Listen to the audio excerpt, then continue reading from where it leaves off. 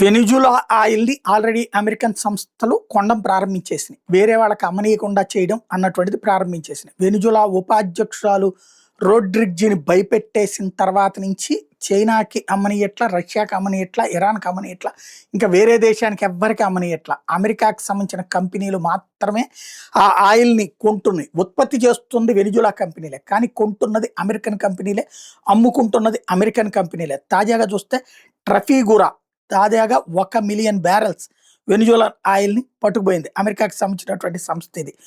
ఎలాంటి press release చేయాలా, ఎలాంటి ప్రచారము చేయలేదు. ఈవెన్ వెనిజులా నాయకులు కూడా మాట్లాడడానికి కూడా భయపడుతున్నారు. బ్యారెల్స్ కొద్దీ వాటిని ఇప్పుడు అమెరికా కొని వాటిని తీసుకెళ్ళి స్పెయిన్కి అమ్ముతోంది. అట్లాగే ఇప్పుడు ప్రస్తుతానికైతే ఈ 1 మిలియన్ బ్యారెల్స్ ఏవైతే ఉన్నదో అది స్పెయిన్కి పంపించింది. మిగతా దేశాలకు కూడా అమ్మటం అన్నటువంటిది ప్రారంభిస్తుంది. అంటే సొమ్ము ఒకటిది సోకొకటిది అన్నట్టు యూరప్ దేశాలకి అమెరికా తనది కాని ఆయిల్ని అమ్ముతుంది అన్నమాట, బలవంతంగా తీసుకుని.